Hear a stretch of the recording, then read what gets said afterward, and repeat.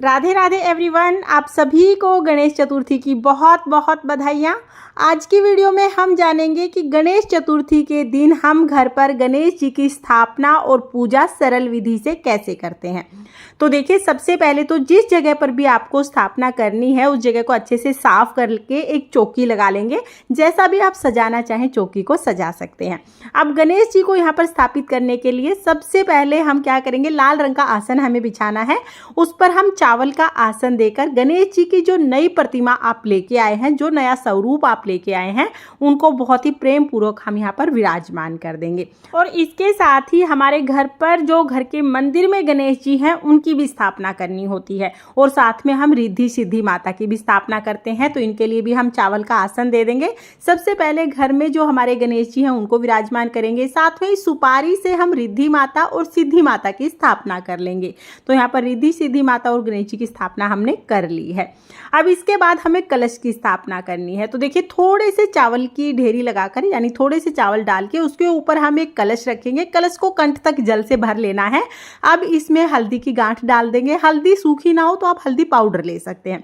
साथ में एक सुपारी, सिक्का, थोड़े से चावल और दुर्वा घास हम डाल देंगे। ये पांचों चीज डालने के बाद इसके ऊपर आम के पत्ते हम लगा देंगे। पत्तों पर आप तिलक कर लीजिएगा, और आम के पत्ते ना मिले तो अशोका के पत्ते आप ले सकते हैं। इसके बाद हम एक नारियल लेंगे, नारियल पर तिलक लगा लेंगे और मोली बांध लेंगे। आप चाहें तो आप खड़ा नारियल रख सकते हैं। खड़ा नारियल रखेंगे तो मुख ऊपर की तरफ रखना है, और अगर आप नारियल को इस तरह से लिटा के नारियल रखते हैं तो नारियल का मुख साधक की तरफ, यानी जो पूजा कर रहा है उसकी तरफ होना चाहिए।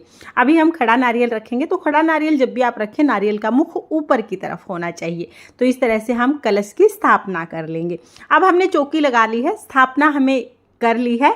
अब हाथ जोड़कर हम गणेश जी से विनती करेंगे, हे भगवान, मैं इतने दिन के लिए आपकी घर में स्थापना कर रही हूँ या कर रहा हूँ। आप मेरी मनोकामना को पूर्ण करें, और अगर पूजा में कोई गलती रहती है तो मुझे क्षमा करें। इस तरह से संकल्प करने के बाद पूजा शुरू करेंगे। तो पूजा में सबसे पहले हम घी का दीपक जलाएंगे। यहाँ पर आप चाहें तो आप अखंड दीपक भी जला सकते हैं, या नॉर्मल दीपक भी आप जला सकते हैं। तो मैंने यहाँ पर नॉर्मल दीपक जलाया है। आप अपनी सुविधा के अनुसार अखंड दीपक जलाना चाहें तो जला सकते हैं। फिर हम जल के छींटे लगाकर भाव रूप में सभी को स्नान करा लेंगे। तो यहाँ पर हमने सभी को स्नान करा लिया है। इसके बाद हम रोली से तिलक करेंगे। तो गणेश जी को, माता रिद्धि सिद्धि को और कलश को, सभी को हम तिलक कर देंगे। तो पहले हम सभी को रोली से तिलक करेंगे, उसके बाद चंदन से तिलक करेंगे। चंदन से तिलक करने के बाद सभी को अक्षत यानी कि चावल समर्पित कर देंगे। दिए को भी तिलक करना है, और गणेश जी के जो मूषक महाराज हैं उनका भी हमें पूजन साथ साथ ही करना है, तो उनको भी आप तिलक कीजिएगा।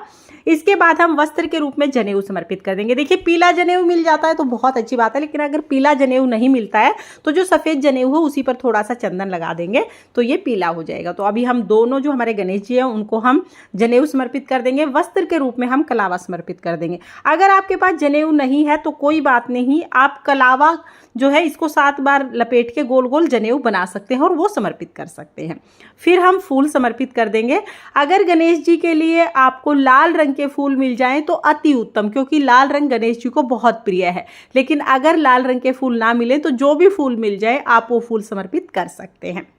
तो यहाँ पर हमने फूल समर्पित कर दिए हैं। इसके बाद फिर हम गणेश जी को दुर्वा घास समर्पित करेंगे। दुर्वा इस पूजा में बहुत जरूरी है, और जितने दिन की भी आप स्थापना करेंगे रोजाना आपको नई दुर्वा घास समर्पित करनी है। आपको दुर्वा घास किसी भी पार्क में मिल जाएगी। आप एक बार ले आइए, फ्रिज में रख दीजिए, और रोजाना आप समर्पित कर सकते हैं। तो दुर्वा घास समर्पित कर देंगे।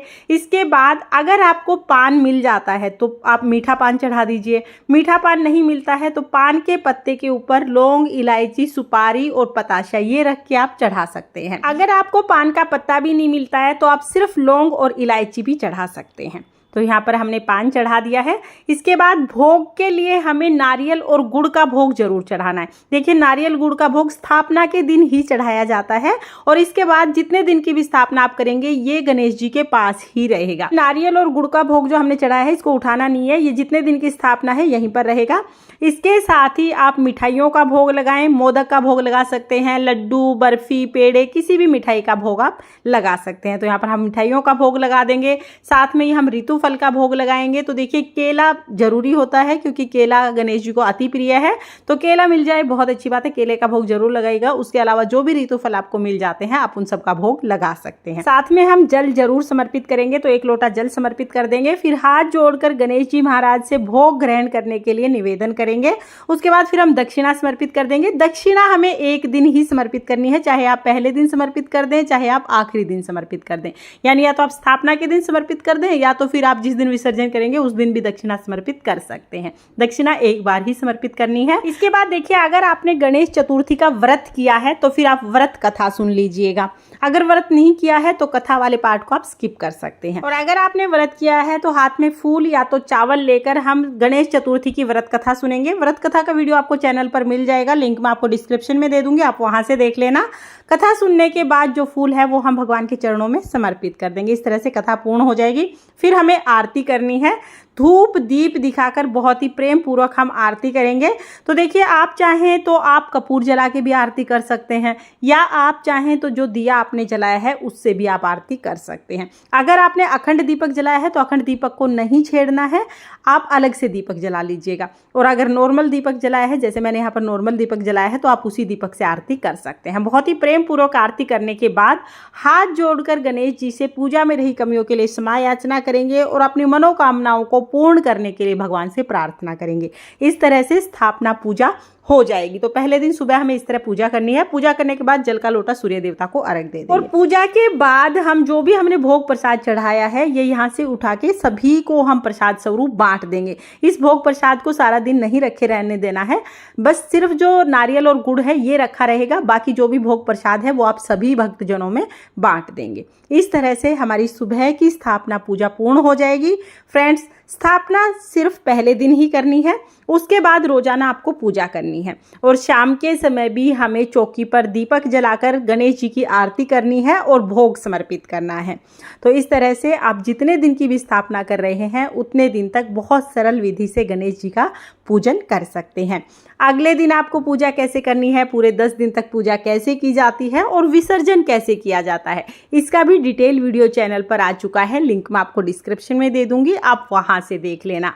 गणेश जी की स्थापना पूजा की ये सरल विधि आपको कैसी लगी कमेंट करके जरूर बताना। और अगर ये वीडियो आपको पसंद आया हो, वीडियो आपके लिए थोड़ा बहुत भी यूजफुल हो, तो प्लीज़ वीडियो को लाइक कर देना। और हम महिलाएं घर में तीज त्योहार कैसे करते हैं ये देखने के लिए मेरे चैनल को सब्सक्राइब कर लेना। और हाँ, अगर आपके कोई डाउट्स हैं तो आप कमेंट करके पूछ सकते हैं, मैं रिप्लाई करने की पूरी कोशिश करूंगी। सुख करता विघ्न हरता गणेश जी की कृपा आप पर सर्वदा बनी रहे। इसी कामना के साथ फिर मिलेंगे किसी और वीडियो में। तब तक के लिए ओम श्री गणेशाय नमः। राधे राधे।